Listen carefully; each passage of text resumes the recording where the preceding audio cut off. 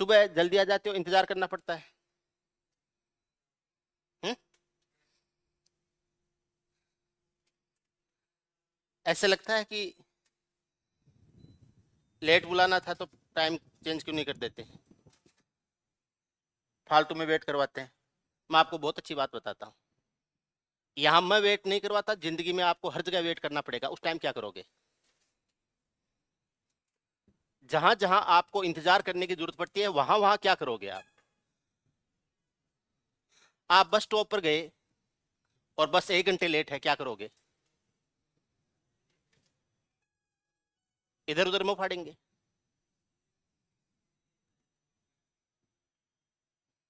सबसे बेस्ट तरीका है, अपने उस टाइम को यूटिलाइज कैसे करते हो आप।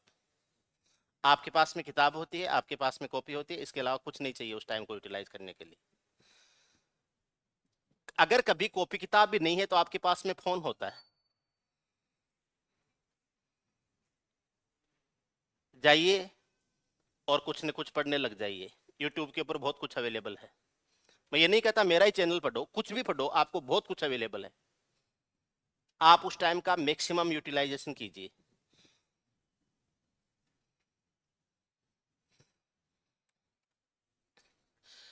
सपोज करो आप यहाँ आए, अचानक पता चला कि आज सर के कोई काम हो गया, 2 घंटे की आपकी क्लास थी, सर के कोई काम हो गया, आज सर क्लास नहीं ले पाएंगे, क्या करोगे? उठ के वापस चले जाओगे, यही करोगे। और जाके क्या करोगे?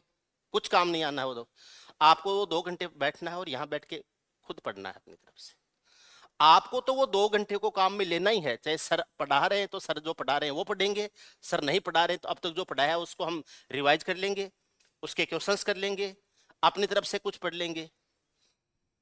सर ने यूट्यूब के ऊपर टिग्नोमेट्री में क्या पढ़ा रखा है, अभी नंबर सिस्टम में क्या पढ़ा रहे हैं, 1-2 क्लास देख लेंगे बैठ के आराम से। कभी आपका टाइम वेस्ट नहीं होगा, कभी आपको किसी का वेट करना इरिटेटिंग नहीं लगेगा। ये फोन मेरे पास है ना, अगर नेट नहीं भी हो ना, नेट नहीं भी हो तो भी मेरे पास में इतना कंटेंट है, वो डाउनलोडेड है कि मैं आराम से 5 दिन अकेला रह सकता हूँ, बिना किसी आदमी के 5 दिन अकेला रह सकता हूँ, खाने पीने को मिल जाए बस।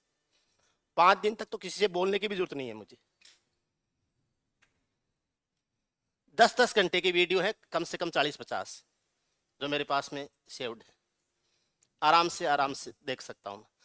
15-20 प्लेलिस्ट है वो डाउनलोडेड है, आराम से बैठे बैठे मैं बहुत कुछ यहाँ से, और देखने की जरूरत नहीं पड़ती है, चालू करके छोड़ देता हूँ, आराम से सुनता रहता हूँ, बहुत कुछ है। दुनिया के जितने भी ग्रंथ हैं वो सारे के सारे इसमें डाउनलोडेड हैं।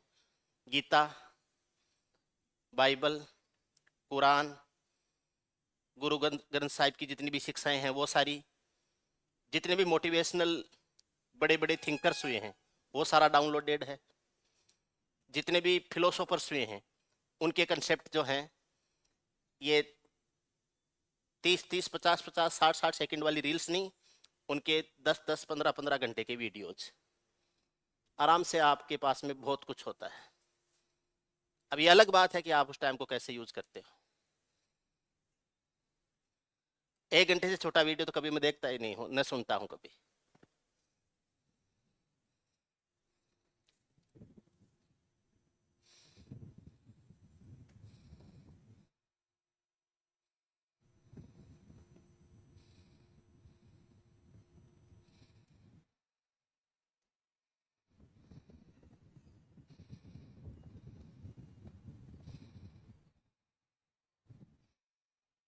कई बार जो जानकार हैं वो पूछते हैं कि आप पूरे दिन इस पे क्या सुनते रहते हो, बोल तो आप भी सुन लो। 10-15 मिनट में दिमाग खराब हो जाता है, फिर देखते हैं कितना लंबा वीडियो है, ये तो 11 घंटे का है, ये तो 13 घंटे का है, पूरा सुन लेते हो? आराम से सुन लेता हूँ, ऐसे सैकड़ों सुन भी चुका हूँ, कोई दिक्कत नहीं होती। बहुत कुछ होता है, बहुत कुछ होता है। पढ़े आप ज्योमेट्री पढ़ रहे थे, कभी भी कैसे भी सवाल आ जाए, आपको ज्योमेट्री के रूल्स है उनको अप्लाई करना आना ही चाहिए। समबाहु त्रिभुज के बारे में हमने कुछ बातें पढ़ी थी, मैं कुछ बातें और बताता हूं, उसके बाद में आज हम ट्राइंगल को कंप्लीट कर देंगे, कल से हम क्वाड्रिलेटरल यानी चतुर्भुज लेंगे। ये ट्राइंगल है, समबाहु त्रिभुज ही ले लेते हैं। एक समबाहु त्रिभुज है एबीसी, इसके अंदर कोई भी पॉइंट है, मैंने केंद्रक नहीं लिया, रैंडम कोई पॉइंट ले लिया, ये कोई पॉइंट है, ए के सामने की भुजा ए है, बी के सामने की भुजा बी है, सी के सामने की भुजा सी।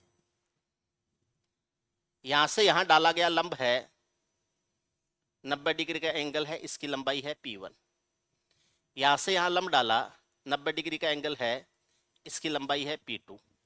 और यहां से यहां लंब डाला 90 डिग्री का एंगल है, इसकी लंबाई है P3। इस पॉइंट को मैं O मान लेता हूं। P1, P2 और P3 का कोई रिलेशन बनता है क्या, ये देखना है। मैं यहां से मिलाते हुए 3 ट्राइंगल बना देता हूं। 3 ट्राइंगल ये बन जाएंगे। एक ट्राइंगल तो बन जाएगा BOC, एक ट्राइंगल बन जाएगा AOC और एक ट्राइंगल बन जाएगा AOB। ये 3 ट्राइंगल बन गए। इसमें से BOC का एरिया अगर मैं लेऊं तो 1/2 गुणा A गुणा P1 हो जाएगा। BOC का एरिया, आधार A है, ऊंचाई का काम P1 करेगा, तो 1/2 गुणा A गुणा P1 हो जाएगा। ऐसे ही AOC का एरिया हो जाएगा 1/2 गुणा B गुणा P2 हो जाएगा। और ऐसे ही AOB का एरिया 1/2 गुणा C गुणा P3 हो जाएगा। 1/2 गुणा A गुणा P1, सॉरी समबाहु त्रिभुज है, समबाहु त्रिभुज बोला था ना मैंने, समबाहु त्रिभुज है, तो ये भुजा भी A है, ये भुजा भी A है और ये भुजा भी क्या है, A है। तो B की जगह भी A आ जाएगा और C की जगह भी क्या आ जाएगा, A आ जाएगा। 1/2 A को कॉमन ले लिया तो ब्रैकेट में हो जाएगा P1 प्लस P2 प्लस क्या हो जाएगा, P3 हो जाएगा। अब त्रिभुज का क्षेत्रफल होता है 1/2 गुणा आधार गुणा ऊंचाई। तो समबाहु त्रिभुज है तो सारी भुजाएं बराबर होंगी, तो सारी ऊंचाइयां भी बराबर होंगी। हर ऊंचाई को हम h बोल देते हैं। तो आप ये भी कह सकते हो कि इसका क्षेत्रफल हो जाएगा 1/2 गुणा A गुणा h हो जाएगा। 1/2 A से 1/2 A तो कट जाएगा और h बराबर P1 plus P2 plus P3 के बराबर हो जाएगा। याद रखना है, समबाहु त्रिभुज में उसके अंदर स्थित किसी बिंदु से उसकी तीनों भुजाओं पर डाला गया लंब अगर P1, P2 तथा P3 है तो उसकी जो ऊंचाई होगी वो P1 plus P2 plus P3 के बराबर होगी। H बराबर P1 plus P2 plus P3 हो जाएगा।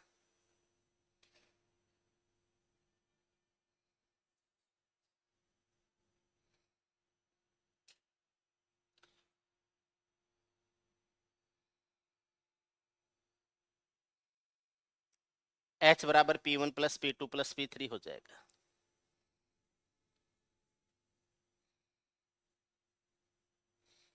कर लेंगे। अगर भुजा ज्ञात करनी हो तो A बराबर 2/√3h होता है।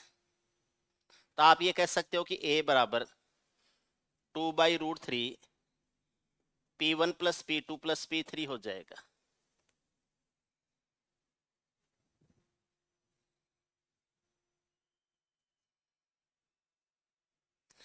समबाहु त्रिभुज का जो क्षेत्रफल होता है, एरिया होता है, वो √3/4 गुणा भुजा स्क्वायर होता है।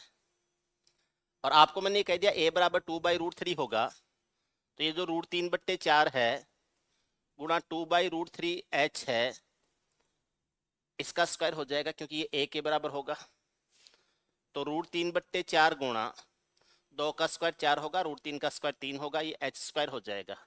4 से 4 कट जाएगा, √3/3h² हो जाएगा। ये तो परिमेयकरण किया हुआ है नीचे का, अगर इसको इससे काटना चाहो तो ये हो जाएगा h² /√3। एच स्क्वायर बट्टे क्या हो जाएगा, √3 हो जाएगा। अगर ऊंचाई दे रखी है तो त्रिभुज का क्षेत्रफल एच स्क्वायर बट्टे √3 होगा, या 1/3 एच स्क्वायर हो जाएगा। तो इसके आधार पर आप एरिया बता सकते हो कि इसका जो क्षेत्रफल होगा वो 1/√3 P1 plus P2 plus P3 हो जाएगा। ये इसका एरिया यानी क्षेत्रफल आ जाएगा।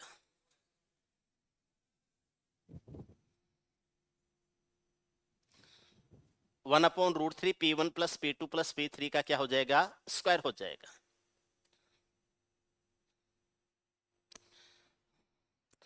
समबाहु त्रिभुज का जो परिमाप होता है वो 3 गुना भुजा होता है, यानी 3a होता है।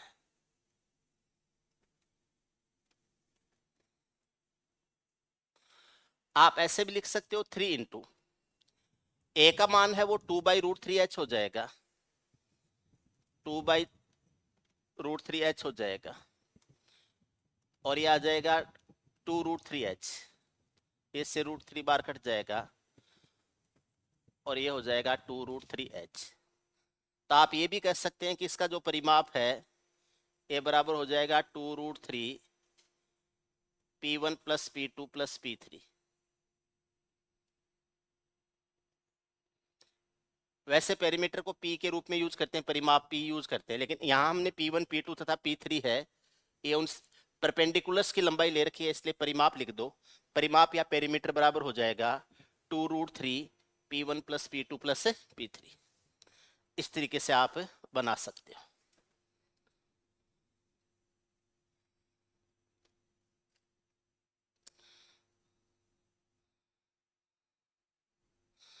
मेरे पास में बहुत सारा काम थ्योरी के अलावा भी होता है आपसे माथापच्ची करवाने के लिए, और जो ट्रेनिंग प्रोग्राम स्टार्ट करूंगा उसमें यूज करना है मुझे।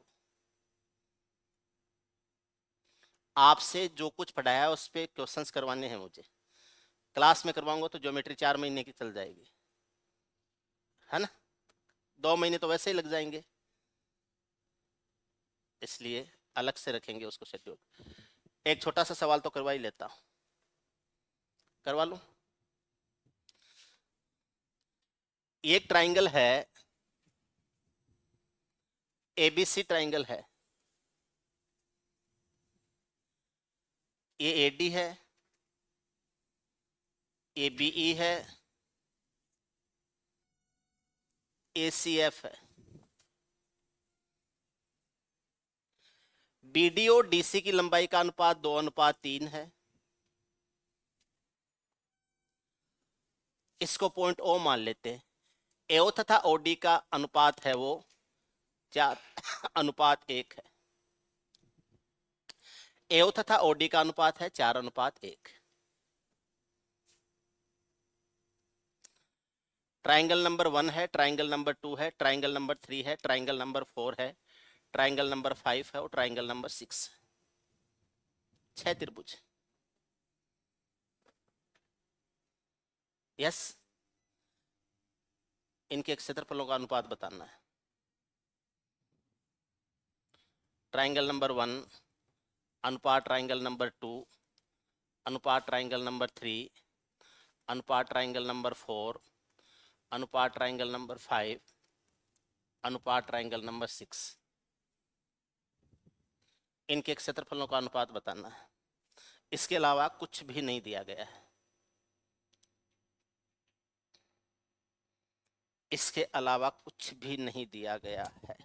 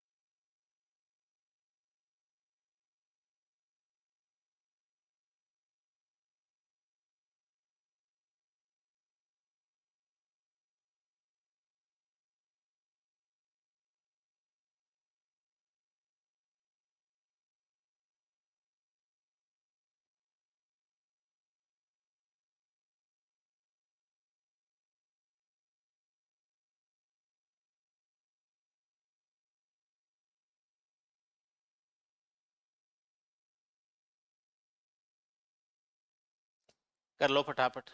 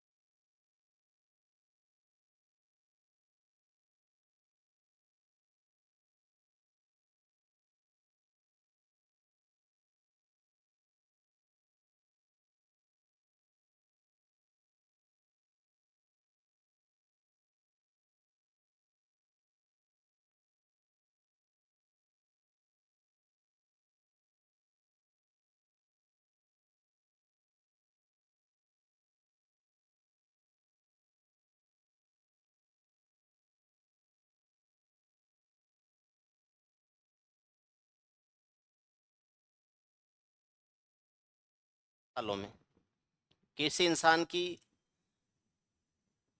को अगर नीचा दिखाना है, उसकी बेइज्जती करनी है, तो उसका उसके लिए सबसे गंदा नाम जो यूज किया गया है वो है आम आदमी।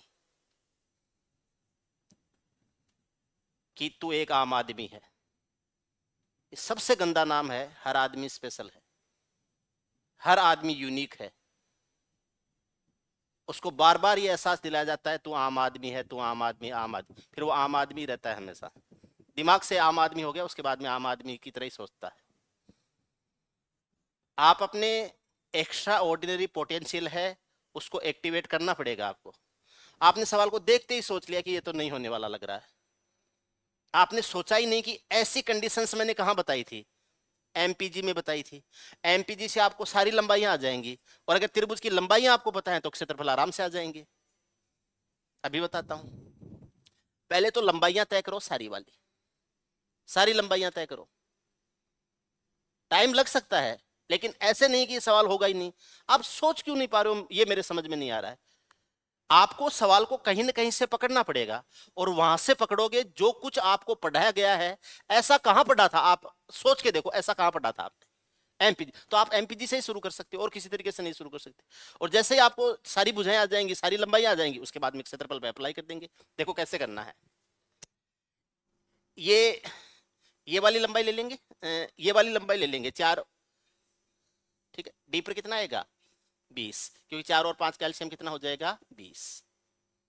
ठीक है, 3 2 5, 5 का मान 20 है, एक का मान क्या हो जाएगा? 4। 3 के कारण तो हो जाएगा 12, और 2 के कारण हो जाएगा 8। 8 का तिगुना 24, 12 का दुगुना 24, 12 और 8 20।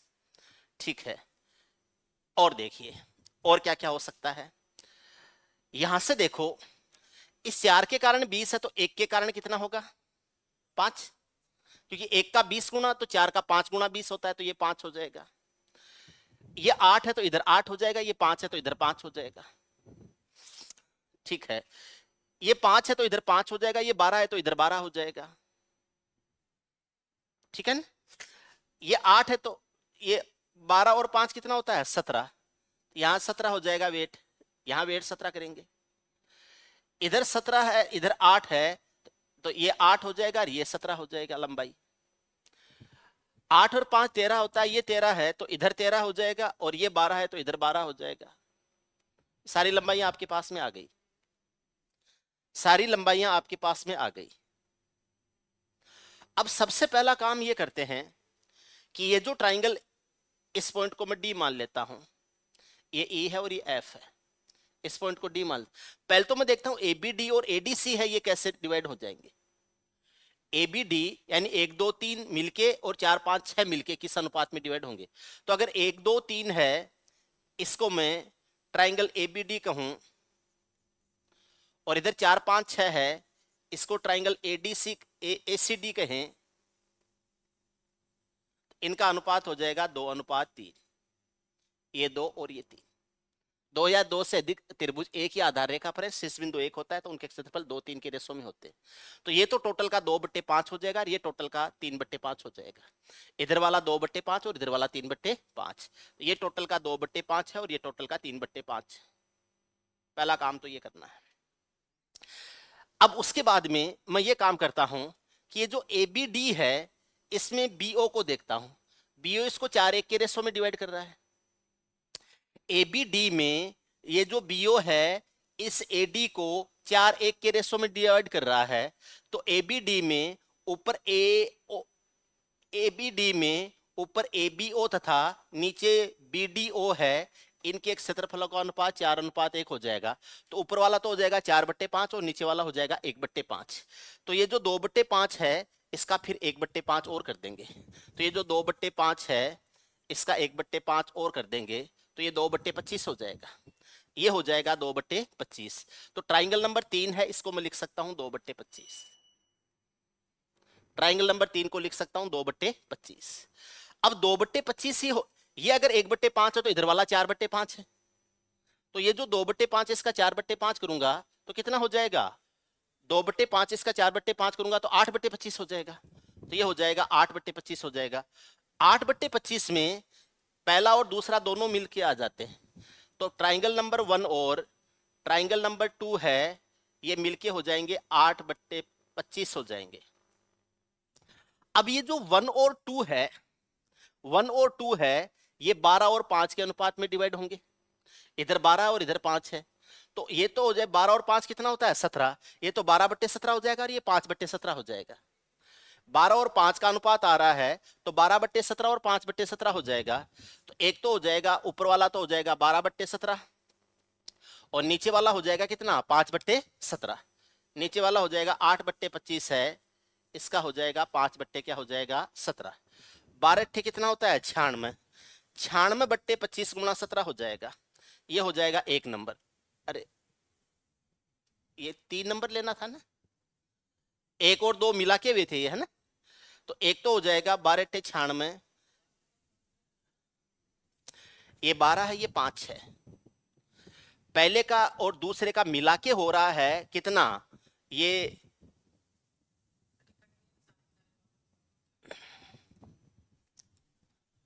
रुक जाओ यार, सबका लेना है मुझे, दो का ही थोड़ा लेना है, एक और दो का ही थोड़ा लेना है।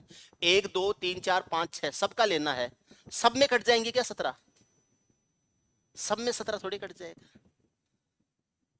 ठीक, तो ये तो हो जाएगा 8 × 12 बट्टे 8 × 12 बट्टे 25 × 17। अगर आप ऐसे काट रहे हो तो आपने तो गलत कर दिया। और ये हो जाएगा 8 बट्टे 25 गुणा 5 बट्टे कितना हो जाएगा 17। अब इनको एक बार जोड़ के देख लेते हैं। 12 अट्ठे कितना होता है 96,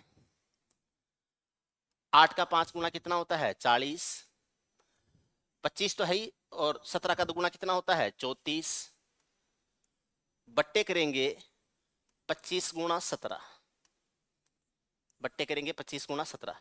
इनको जोड़ के देखेंगे कि ये सब मिलके 2/5 बन जाता है क्या। इसका मतलब हमने सही किया है।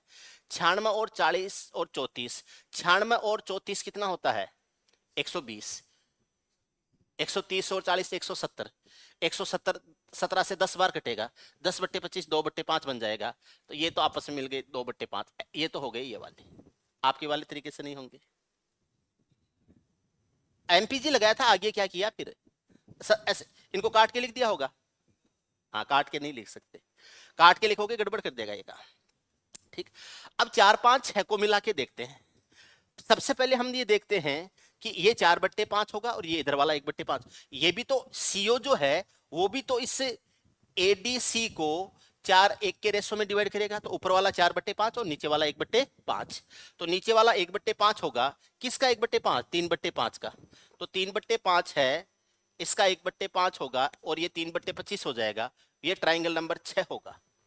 1 2 3 4 5 6 ट्राइंगल नंबर 6 होगा। तो 6 नंबर हो जाएगा 3/25, 3/25 हो जाएगा। ये जो 3/5 है उसका 4/25 हो जाएगा, 4/5 होगा। तो ये जो 3/5 है इसका 4/5 है, ये हो जाएगा एओसी। एओसी, ये एओसी तथा सीओडी है, एओसी तथा सीओडी है, ये 4 1 के रेशो में डिवाइड होंगे। जो एडीसी है वो एओसी तथा सीओडी में 4 1 के रेशो में डिवाइड होगा।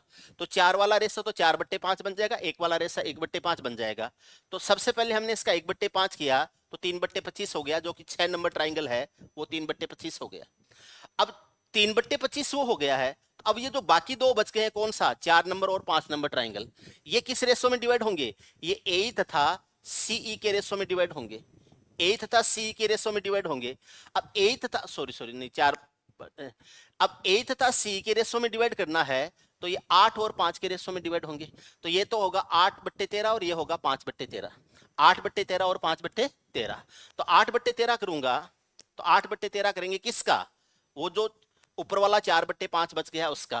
तो इसका 8/13 तो हो जाएगा ऊपर वाला, और ये जो 3/5 है इसका 4/5 करके 3/5 है, इसका 4/5 करके इसका 5/13 हो जाएगा नीचे वाला, 5/13 हो जाएगा नीचे वाला, 8/13 हो जाएगा ऊपर वाला। 8 का चौगुना 32, 8 × 4 × 3 और नीचे 25 × 13।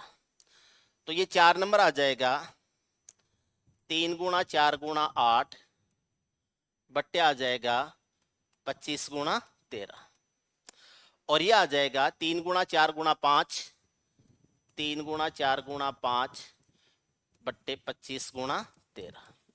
अब लेंगे इनके अनुपात, अनुपात लेंगे तो अब 25 सब में कट जाएगा। 25 यहां काट दो, 25 यहां काट दो, 25 यहां काट दो, 25 यहां काट दो, और 25 यहां काट दो, और 25 यहां काट दो। एलसीएम बनेगा 13 × 17। एलसीएम बनेगा, या इधर ऐसे कर लेते हैं, 13 × 17 ही बनेगा। तो 13 × 17 बनेगा तो ये तो हो जाएगा 8 × 12 × 13। 13 × 17, 17 का भाग देंगे 13 बार जाएगा।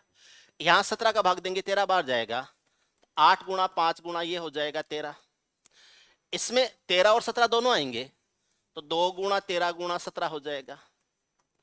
13 का भाग देंगे तो 17 बार जाएगा, तो 3 गुणा 4 गुणा 8 गुणा कितना हो जाएगा 17।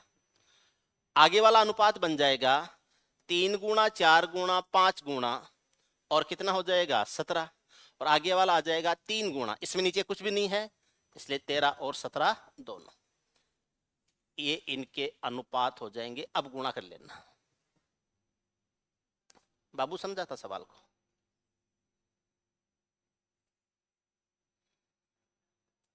रही बात सर फ्रैक्शन में ले लिया आपने, पूर्णांकों में ले लेंगे, पूर्णांकों में ले लेंगे। पूर्णांकों में लेंगे तो 2 का और 3 का योग कितना होता है 5, 8 का और 5 का योग कितना होता है 13, 12 और 5 का योग कितना होता है 17, ठीक है।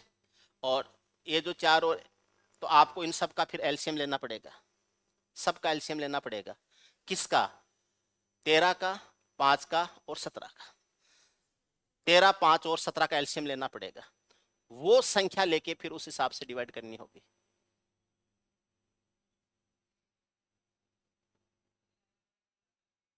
क्या? हाँ, अलग अलग करोगे तब तो कोई दिक्कत नहीं है, अलग अलग करोगे तब तो कोई दिक्कत नहीं है, एक साथ लेोगे तो फिर तो आपको रखना पड़ेगा। अभी रुक जाओ, आपको अर्थमेटिक भी सिखाता हूं, आपको अर्थमेटिक भी सिखाता हूं, सीख लेते हैं, क्या दिक्कत है।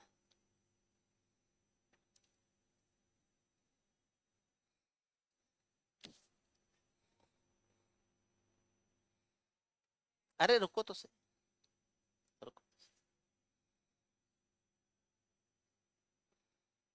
रुको तो सही, रुको तो सही।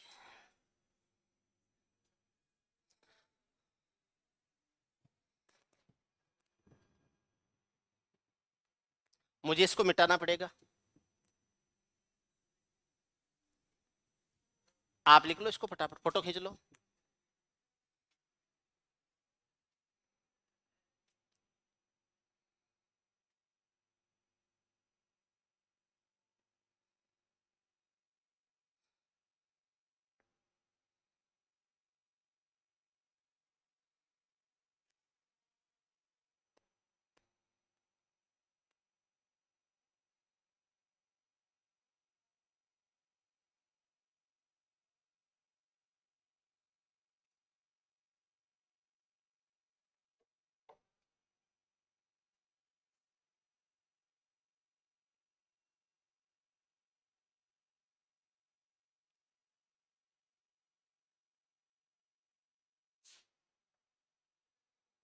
चलो पढ़ते हैं।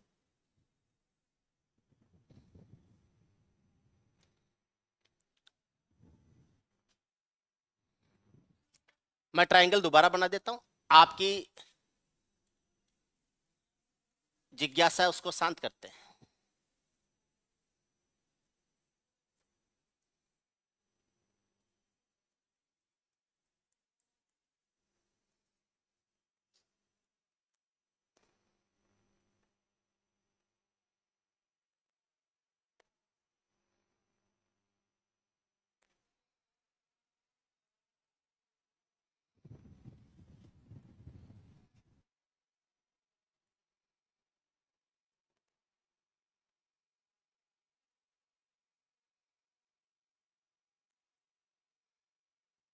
बोलो क्या कह रहे थे?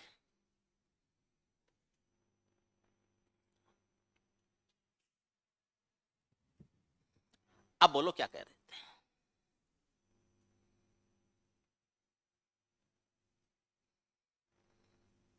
चलो मैं बता देता हूं, आप कह नहीं पा रहे हो,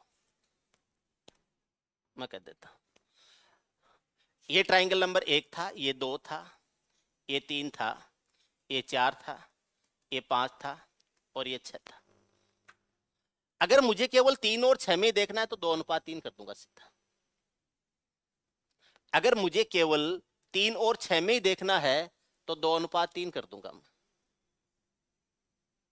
बोलो, केवल 3 और 6 में देखना है 2:3, क्योंकि शीर्ष बिंदु O है ओडी इसको 2-3 के रेशो में डिवाइड करते हैं तो 3 और 6 का अनुपात हो जाएगा 2:3। अगर मुझे 4 और 5 में देखना है तो 8:5 कर दूंगा, और अगर मुझे 1 और 2 में देखना है तो ये 12 है और ये 5 है तो 12:5 कर दूंगा। ऐसे किया होगा आपने, ऐसे किया। लेकिन जब मुझे ये देखना है कि इसमें और इसमें क्या रिलेशन होगा, इन दोनों का आ गया 2:3, मैं ऐसे कर देता हूं, 1 और 2 है, 1 और 2 का अनुपात हो जाएगा 12:5। 3 और 6 का अनुपात, या 4 और 5 का ले लेते हैं, 3 और 6 का, 3 और 6 का जो अनुपात है वो आएगा 2:3। 2:3। 4 और 5 का अनुपात आएगा 8:5। 4 और 5 का अनुपात आएगा 8:5। ये हमने कर दिया, और फिर इनको एक साथ लिख दिया होगा, फिर इनको एक साथ लिख दिया होगा। वाह क्या बात है, ठीक है, क्या बात है। देखो मैं बताऊं होगा क्या, ये जो 1 तथा 2 मिलके 3 के साथ किस रेशो में होते हैं। अगर मैं 3 वाले की लंबाई को 1 मान रहा हूं और ये जो 1 और 2 है इसकी लंबाई को 4 मान रहा हूं, तो 1+2 अनुपात 3 ये बनता है 4:1। 1+2 को मैं जब जोड़ता हूं, 1+2 को जब मैं जोड़ता हूं और उसका 3 के साथ में अनुपात लेता हूं तो 4:1 होता है, क्योंकि एओ तथा ओडी की लंबाइयां देखेंगे अपन। ट्राइंगल एबीडी को देखो, ये ओडी है, ये बीओ है, बीओ इसको एओ तथा ओडी में बांट रही है, तो ये दोनों की लंबाई 4 है और ये लंबाई कितनी है 1, तो ये दोनों मिलके 4 बनेंगे और ये 1 बनेगा। अब एक वाले को मैं 3 है, 3 कहां है, ये एक वाले को 2 कह रहा हूं तो 4 वाले को 8 कहूंगा। अगर मैं 3 वाले का 1+2 तथा 3 का मिलके अनुपात 4:1 बनता है, और यहां अगर मैं 3 और 6, 3 वाले को अनुपात मेरे पास में 2 आ रहा है, 3 वाले का 2 ही आ रहा है ना, तो 3 वाले का 2 आ रहा है, 1 अनुपात को 2 कह रहा हूं तो 4 अनुपात को क्या कहूंगा 8 कहूंगा, तो मैं 3 और 6 का अनुपात 4:6 करूंगा, 4:6 करूंगा। दूसरी बात है, 1 और 2 को अगर मैं 4 कह रहा हूं, 3 को 1 कह रहा हूं, 3 को 1 कह रहा हूं, तो इस 1 के कारण ये जो 3 है, इस 1 वाले को अगर मैं 2 कह रहा हूं तो सॉरी 4 6 छोड़ दो इसको, एक बार 2 3 ही रहने दो। 1 वाला अनुपात है, इसकी वैल्यू अगर 2 है तो 4 वाले की वैल्यू क्या हो जाएगी 8 हो जाएगी, तो 1 और 2 का जो अनुपातों का योग है वो 8 होना चाहिए, 8 होना चाहिए। इसका मतलब 12+5 है वो 8 के मल्टीपल में होना चाहिए। 12+5 कितना होता है 17, तो इसको मैं 17 गुणा 8 करूंगा, तो एक तो हो जाएगा 12 गुणा 8 और एक हो जाएगा 5 गुणा 8 हो जाएगा। ध्यान से समझ लेना, ध्यान से समझ। 3 का अनुपात यहां कितना है 2 है, तो इस 1 वाले को अगर मैं 2 कहूं तो 4 वाले को क्या कहूंगा 8 कहूंगा, तो ये दोनों मिलके 8 हो जाएंगे। लेकिन ये 12:5 के रेशो में डिवाइड होगा। अब 8 को मैं 12:5 के रेशो में, यानी 12 और 5 कितना होता है 17 होता है, तो 8 को मैं 17 टुकड़ों में बांटूंगा, तो एक टुकड़ा तो हो जाएगा 12/17 और एक हो जाएगा 5/17 8 का, समझ रहे हो आप। तो 12 और 5 17 होता है, तो वो संख्या में 8 गुणा 17 कर दूंगा, तो एक तो हो जाएगी 8 गुणा 12 और एक हो जाएगी कितनी 5 गुणा 12, एक हो जाएगा 8 गुणा 5, एक तो हो जाएगा, एक तो हो जाएगा ये 12 है ना, एक तो हो जाएगा 12 गुणा क्या लिया था 8 लिया था ना, एक तो हो जाएगा 12 गुणा 8 हो जाएगा, 17 को 17 टुकड़े हुए थे तो 17 गुणा 8 हुआ था, ये 17 गुणा 8 हुआ था, एक तो हो जाएगा 12 गुणा 8 और एक हो जाएगा कितना 5 गुणा 8, एक हो जाएगा 5 गुणा 8, ये किसका आ जाएगा 1 का और 2 का, 1 का और 2 का आ जाएगा। इनका अनुपात लेंगे तो देख लो 12:5 ही आ रहा है। 3 और 6 है, इसका अनुपात 2:3 है। अब यहां से अगर मैं ये कहूं कि ये 4 और ये 1 है, 4 को हमने 4 और 1 है, 1 को हमने 2 माना है, तो ये जो 4 है इसको क्या मान लेंगे, 8 मान लेंगे। 4 को 8 मान लिया था। अब देखो अगर ये 1 और ये 2 है तो इधर मैं 2 और 3 और 6 में देख रहा हूं। 3 और 6 में रेशो है कितने का, 2:3 का। 3 और 6 में अनुपात 2:3 का रेशो है। इधर से देखता हूं तो इसमें और इसमें रेशो है 4:1 का। इसमें रेशो कितना है, 4:1 का। तो 4 और 1 5 होता है। 4 और 1 कितना होता है, 5 होता है। एक वाले को मैं 3 कह रहा हूं क्योंकि इसका मान 3 है। ये 4 और 1 है, तो 4 और 1 कितना होगा, 5। अगर 3 वाला है इसको मैं 2 कह रहा हूं, 3 वाले को 2 कह रहा हूं, तो 4 वाला कितना होगा, 8 होगा। तो ये भी तो 8 और 2 हो जाएंगे, ये 8 और ये 2 हो जाएंगे, 2 हो जाएंगे। एक वाले को 2 कह रहा हूं, 3 वाला, एक वाले को 2 कह रहा हूं, तो 6 है, वो कितना हो जाएगा, 2:3 होगा। तो ये एक वाला 2 है तो 3 वाला कितना हो जाएगा, 6 हो जाएगा। तो इसको लिख सकता हूं, एक वाले का मान 2 है तो 3 वाले का मान कितना हो जाएगा, 6 हो जाएगा।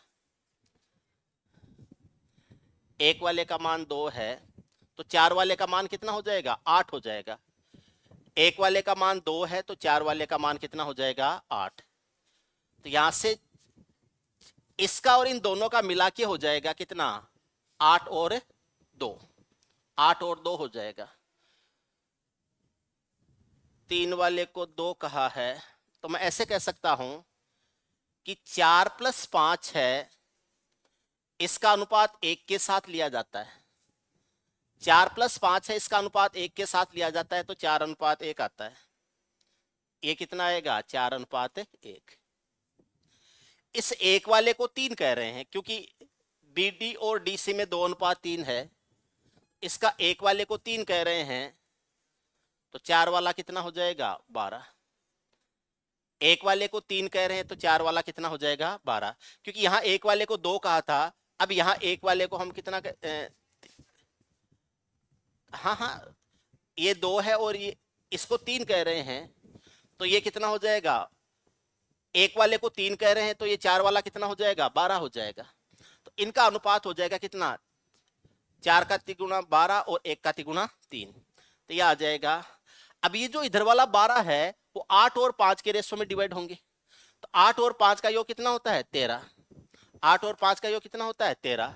तो एक तो हो जाएगा 12 × 8, एक तो हो जाएगा कितना, 12 × 8, और एक हो जाएगा 3 × 1 हो जाएगा कितना, 12 × 5।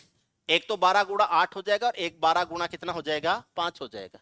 तो एक को तो कह देंगे हम 4 और 5 में से, एक को तो कह देंगे 12 ×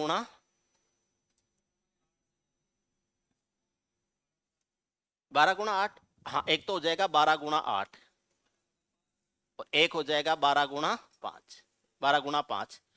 और एक वाला जो है इसको हमने कितना मान लिया, 3 मान लिया। अब ये जो इधर वाला BD और DC है, यहां BD जो है जिसको हमने 3 नंबर कहा है, इसका अनुपात इसके साथ में लेंगे तो इन दोनों का मिला के 1 और 2 का मिला के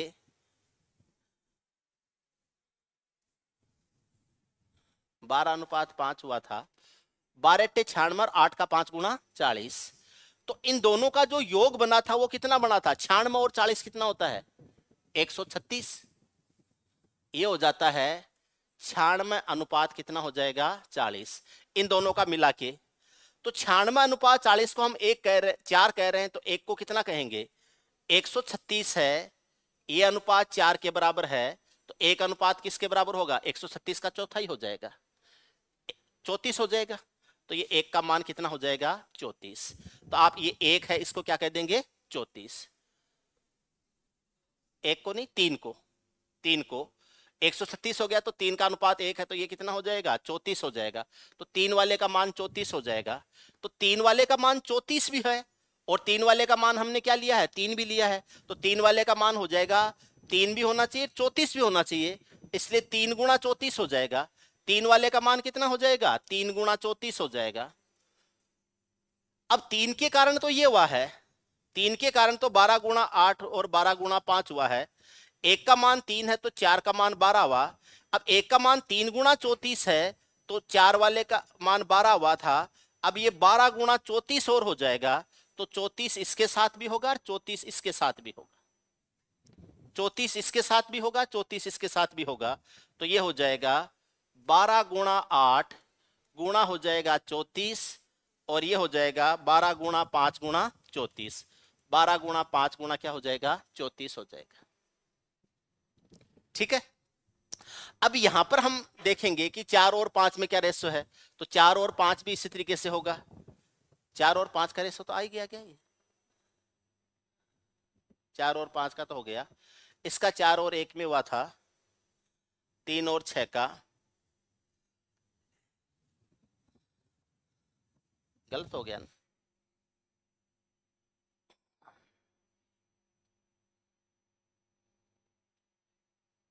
एक मिनट रुक जाओ, एक मिनट रुक जाओ। एक काम कर लेते हैं, एक काम कर लेते हैं, ऐसे कर लेते हैं। दो दो और 3 कितना होता है? 5। 8 और 5 कितना होता है? 13।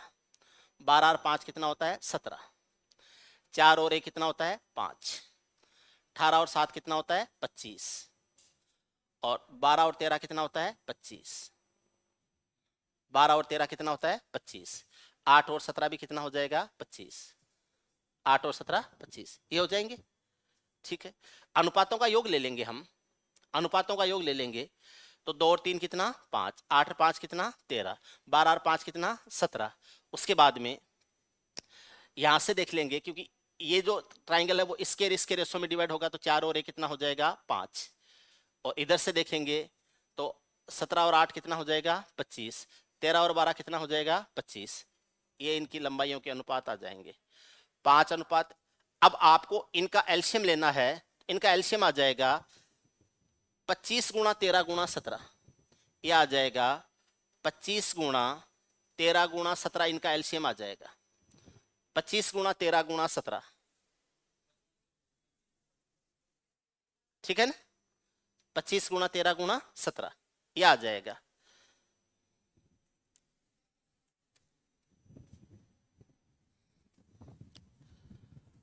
पच्चीस गुणा 13 गुणा 17, ये टोटल ले लीजिए आप।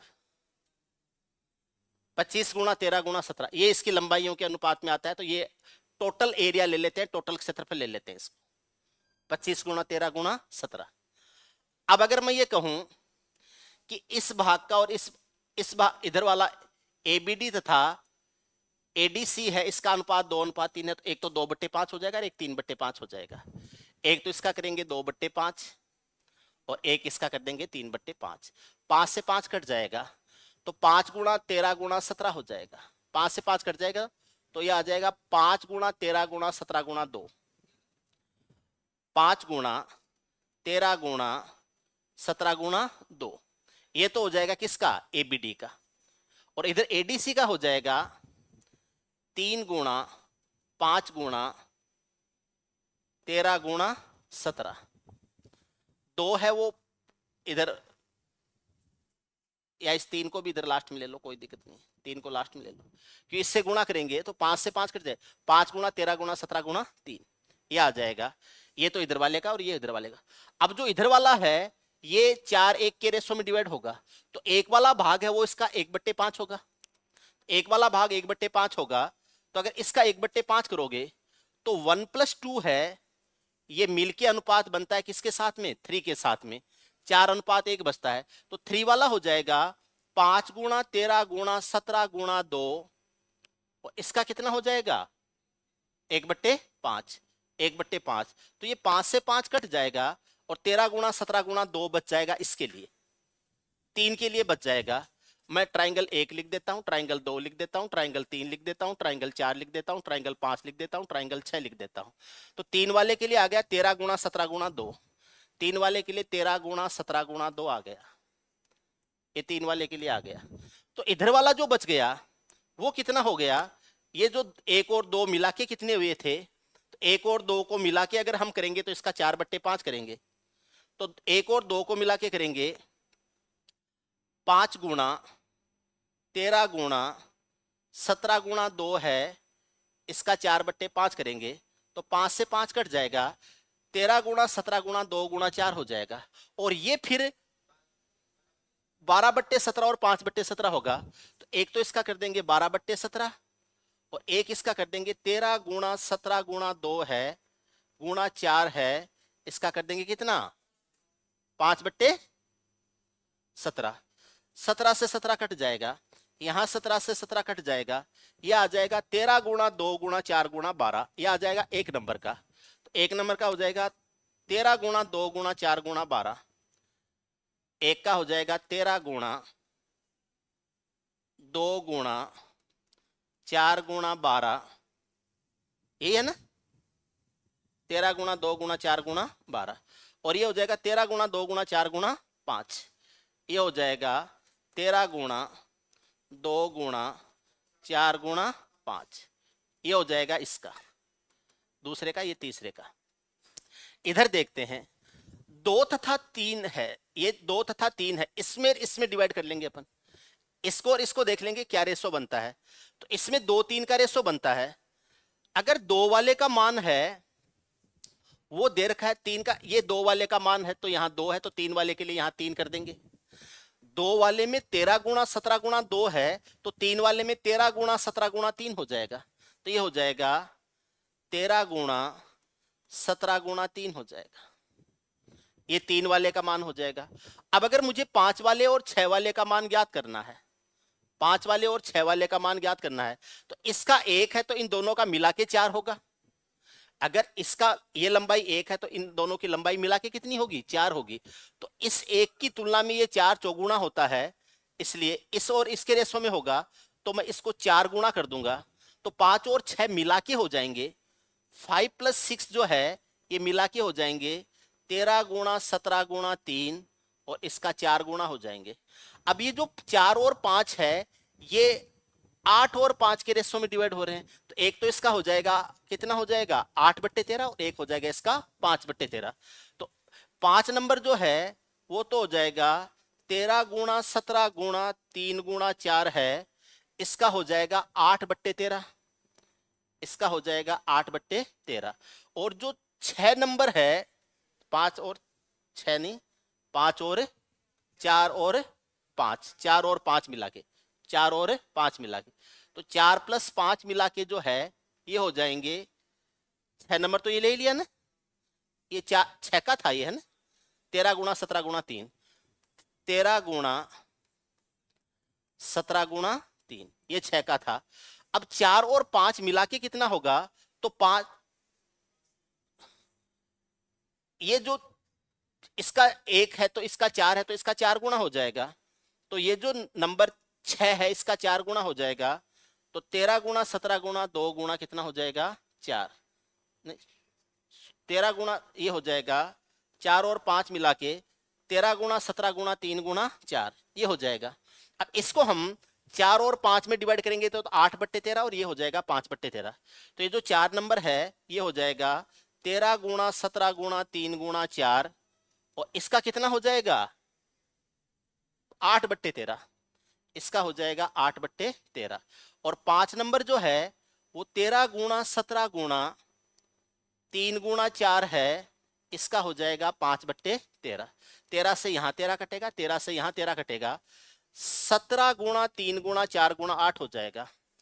यह आ जाएगा 17 गुणा 3 गुणा 4 गुणा 8, ये हो जाएगा 4 नंबर का। और 5 नंबर का हो जाएगा 17 गुणा 3 गुणा 4 गुणा 5, 17 गुणा 3 गुणा 4 गुणा कितना हो जाएगा? 5, ये आ जाएगा।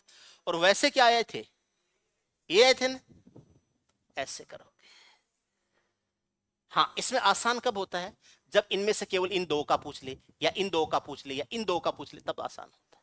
सबको एक साथ लोगे तो सबको बैलेंस करना पड़े। अब किसी भी दो को चेक कर लो, अब किसी भी दो को चेक कर लो। जैसे मुझे देखना है कि 3 और 6 मेरे से 2 3 आता है क्या, तो मैं 3 और 6 को चेक करूंगा 2 3 आता है क्या। तो ये कितना है 3, ये कितना है 3 और ये कितना है 6। 13 से 13 कट जाएगा, 17 से 17 कट जाएगा, 2:3 आ जाएगा।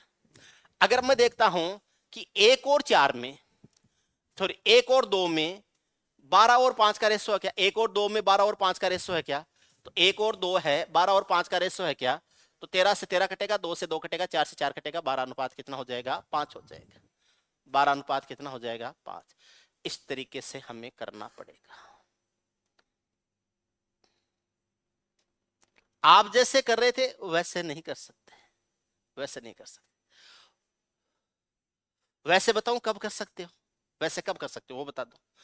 अगर ट्राइंगल बीओसी, एओसी तथा एओबी, यहां आपने 1 और 2 लिया तो एओबी को डिवाइड किया था दोनों, फिर आपने 3 और 6 लिया तो बीओसी को डिवाइड किया था, और फिर 4 और 5 को लिया तो आपने एओसी को डिवाइड किया था 4 और 5 के लिए। तो आपके पास में बीओसी का एरिया, एओसी का एरिया तथा एओबी का एरिया बराबर हो तब कर सकते। पूरा बीओसी, पूरा एओसी तथा पूरा एओबी अगर आपस में बराबर हो, बीओसी का एरिया मान लो 1:1 है, एओसी का 1:1 है और एओबी का 1:1 है, फिर उसको जिस अनुपात में बांटेंगे वो आ जाएगा। बीओसी, एओसी तथा एओबी तीनों के एरिया बराबर बराबर हैं, तब आप सीधा सीधा कह सकते हो इनमें 2:3 है, उसमें 8:5 है और इसमें 12:5 है। तब तो कह सकते हो, अदरवाइज नहीं कह सकते।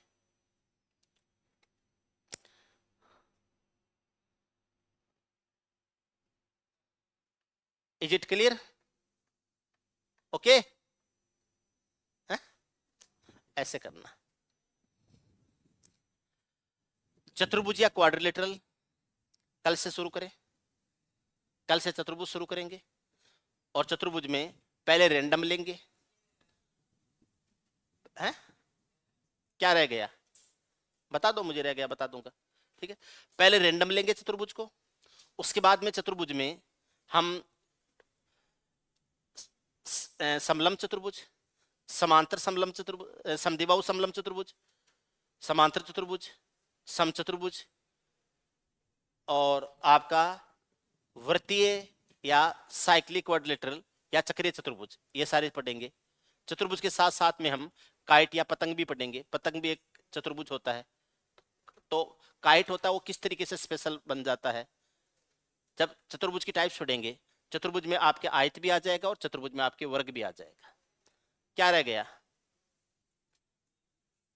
रह गया तो बता दो, अभी कर दे पूरा, ऐसे बता दो, मुझे ध्यान है पूरा, बता दो आप तो, हेडिंग बोल दो आप तो।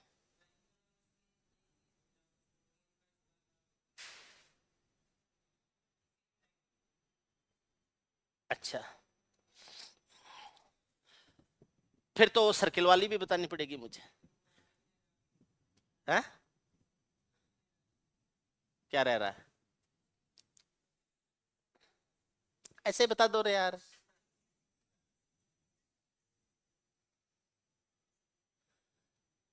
उस पे लंब डाले गए हैं तो एक एक भुजा को छोड़कर वो स्क्वायर्स बराबर होते हैं, वही तो लंब डाले गए। ये देखो कोई ट्राइंगल है,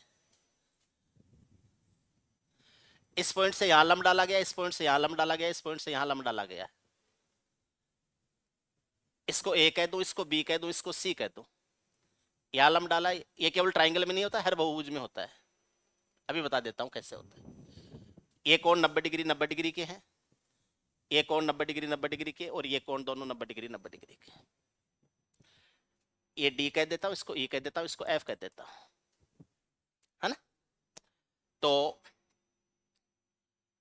बी ओ स्क्वायर बराबर B D square plus O D square, ये बी ओ स्क्वायर हो गया, समकोण त्रिभुज बन रहा है।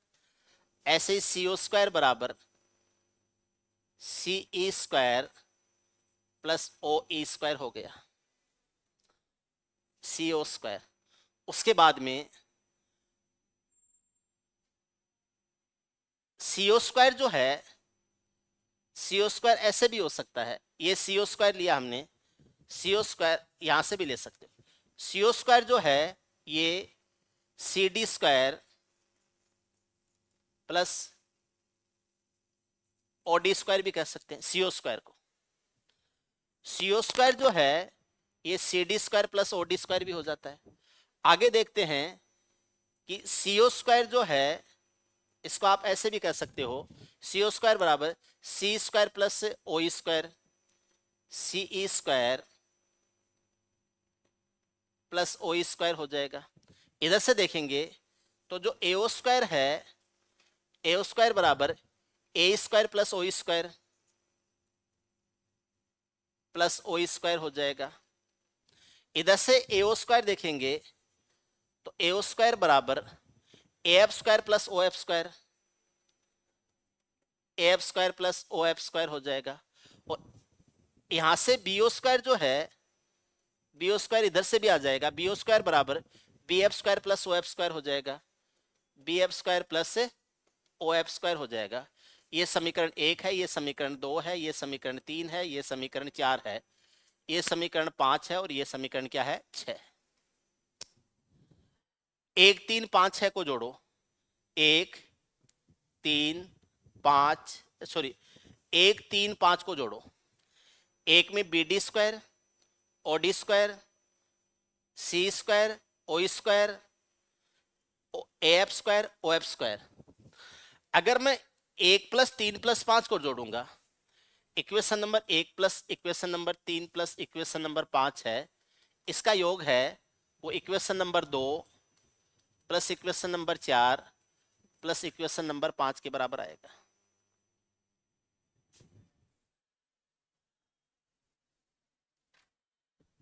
देखो BO square, CO square, AO square आया। बाईं तरफ देखो, बाईं तरफ देखोगे तो इक्वेशन नंबर 1 में क्या है BO स्क्वायर, 3 में क्या है CO स्क्वायर, 5 में क्या है AO स्क्वायर। अब 2 4 5 में 2 4 6 में क्या होगा CO स्क्वायर, AO स्क्वायर और BO square. AO BO CO तीनों आ जाएंगे। आप 1 को देखोगे BO स्क्वायर, 3 को देखोगे CO स्क्वायर, 5 को देखोगे AO स्क्वायर, तीनों आ गए। अब आप 2 को देखोगे CO स्क्वायर, 4 को देखोगे AO स्क्वायर और 6 को देखोगे तो BO स्क्वायर। इसका मतलब मैं ये कह सकता हूं कि एक में दे रखा है BD square plus OD square, 3 में दे रखा है C square plus OE square, C square plus OE square, और 5 में दे रखा है AF square plus OF square, AF square plus OF square. ये बराबर हो जाएगा। 2 में दे रखा है CD square plus OD square, CD square plus OD square. ऐसे ही 4 में दे रखा है A square plus OE square, A square plus OE square plus, और 6 में दे रखा है BF square plus OF square, BF square plus OF square दे रखा है। अब इसमें देखेंगे तो देखो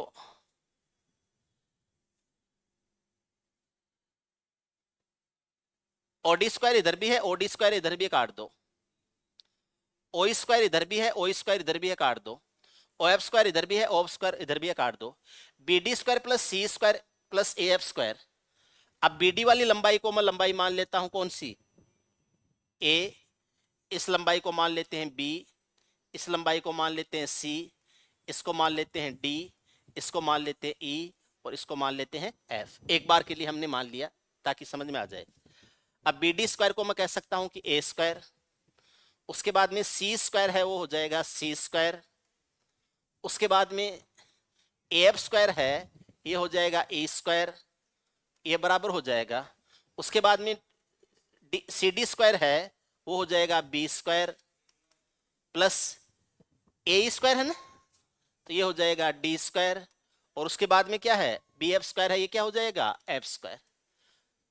तो एकांतर क्रम पर जो आते हैं एक छोड़कर एक, इसका स्क्वायर इसको छोड़ दो, देखो ऐसे कर लेता हूं। ये जो येलो वाली लंबाइयां हैं एक छोड़कर एक, इनके स्क्वायर्स का जो सम होगा वो ये जो रेड वाली लंबाइयां हैं, एक छोड़कर एक भुजा को एक खंड उनके स्क्वायर के बराबर होता है, बराबर होता है, ये बराबर होता है। और ये केवल इसकी बात नहीं है, हर बहुभुज में होता है, है?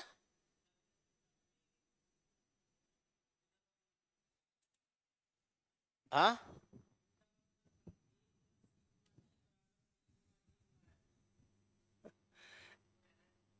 ना ना, वो तो बराबर नहीं होता, गुणा तो बराबर नहीं होता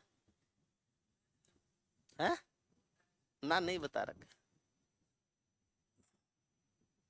वो समबाहु त्रिभुज में बता रखा होगा, है? हर त्रिभुज में नहीं बता रखा होगा।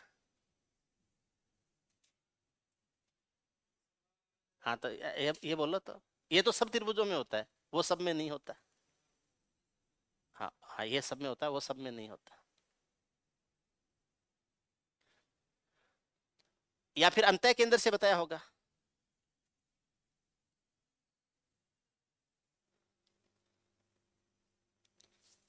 अंतः केंद्र से बताया होगा।